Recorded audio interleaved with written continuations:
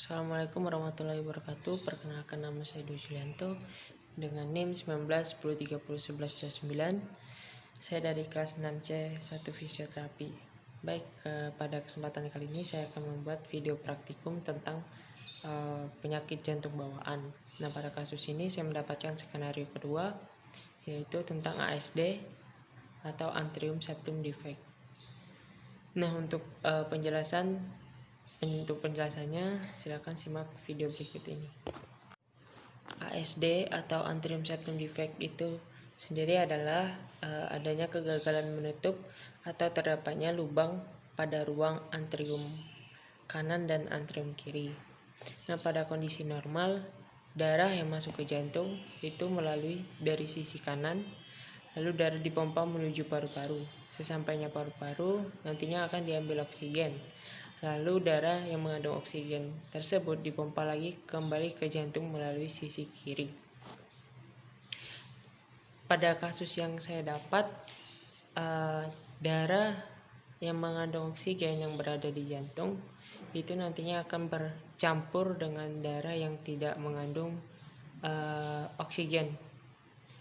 Jadi sehingga itu yang akan menyebabkan kinerja dari paru-paru itu sendiri bekerja 2 kali lipat dari sebelumnya. Baik, selanjutnya saya setelah melakukan asesmen yang dimana terdapat nama Gayus, lalu umur 9 bulan, lalu jenis kelaminnya laki-laki, terus untuk alamatnya di Cikarang Tengah. Terus untuk pemeriksaan subjektifnya, keluhan utama yang orang tuanya katakan yaitu sesak napas saat beraktivitas, terus mudah lelah, terus bengkak pada bagian kaki dan perutnya, lalu nangis sampai muntah atau disertai muntah, terus terdapat seputum di lobus kanan atas, lalu hanya bisa miring kanan dan miring kiri. Terus untuk riwayat penyakit sekarangnya yaitu pneumonia, lalu untuk riwayat penyakit dahulu ASD Atrium Septum Defect grade 2.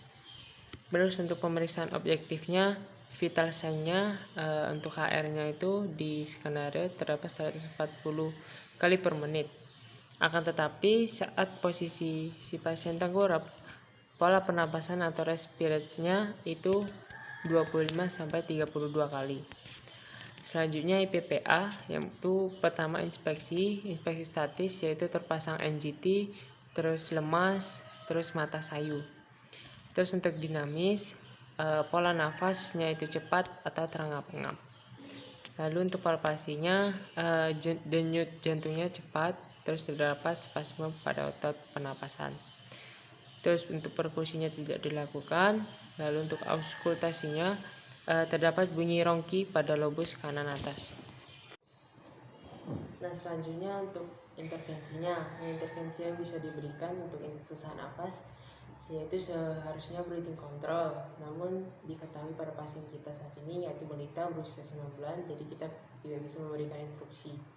Jadi kita menggunakan modalitas lain yaitu menggunakan nebulizer.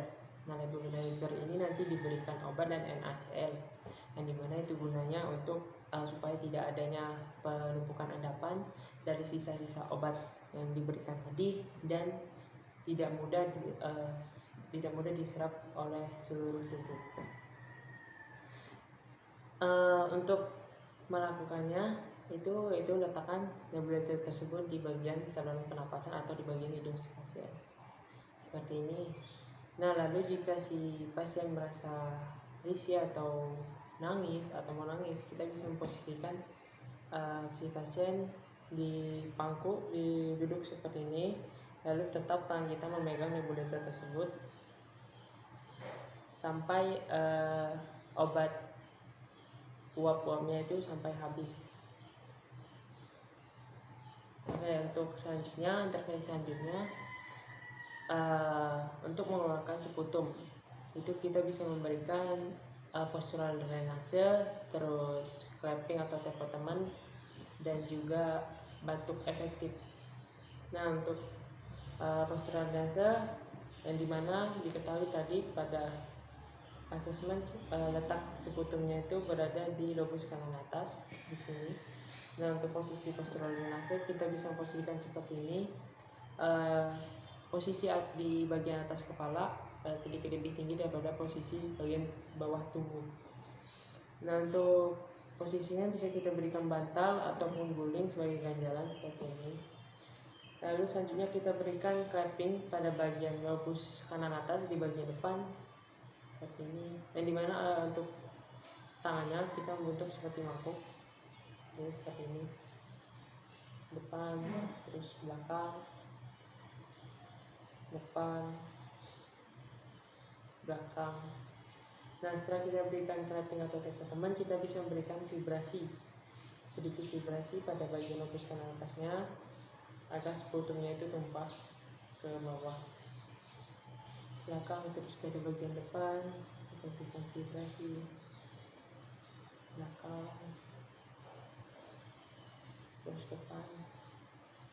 Nah, setelah kita berikan vibrasi, kita seharusnya memberikan latihan batuk efektif. Namun pasien kita masih balita, jadi kita tidak bisa memberinya instruksi. Jadi kita melakukan memancing batuk si pasien dengan cara mengelus-ngeluskan tenggorokannya.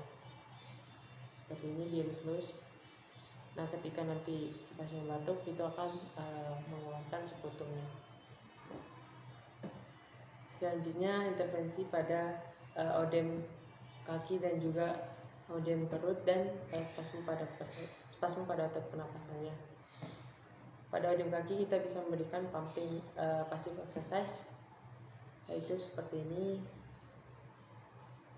1, 2, 3, sampingnya 1, 2, 3. Nah, pumping passive exercise ini bisa dilakukan pengulangan 3-5 kali pengulangan. Dalam satu pengulangan itu 3 repetisi. Terus untuk spasme ototnya dan juga odem pada bagian perutnya kita bisa memberikan effleurage. Jadi pada bagian sternocleidonya, pada bagian scaleninya, terus pada bagian pectoralis major, pectoralis minor bisa kita berikan effleurage. Lalu untuk bagian obliknya kita berikan effleurage. Oke, selanjutnya intervensi selanjutnya itu kita bisa berikan stimulus pada motorik maupun sensoriknya, yaitu dengan cara mengajaknya bermain balok, terus menyusun balok, bahkan sampai kita bisa mengajaknya mengobrol. Nah, hal yang harus diperhatikan sebagai fisioterapi dalam melakukan intervensi pada pasien balita, yaitu yang dimana diketahui pada saat asesmen tadi si pasien mengeluhkan nangis dan disertai muntah. Nah, contohnya semisal kita melakukan intervensi postural drenase tadi, pada saat postural drenase si pasien udah mulai risih dan nangis, kita bisa memberikan stimulus berupa mainan di samping pasien agar dia melihat mainan tersebut. Terus juga kita bisa mengajaknya mengobrol pada saat kita melakukan intervensi agar si pasien ini terbawa suasana oleh kita dan supaya tidak rewel. Mungkin itu saja penjelasan dari saya, kurang lebihnya saya mohon maaf. Wassalamualaikum warahmatullahi wabarakatuh.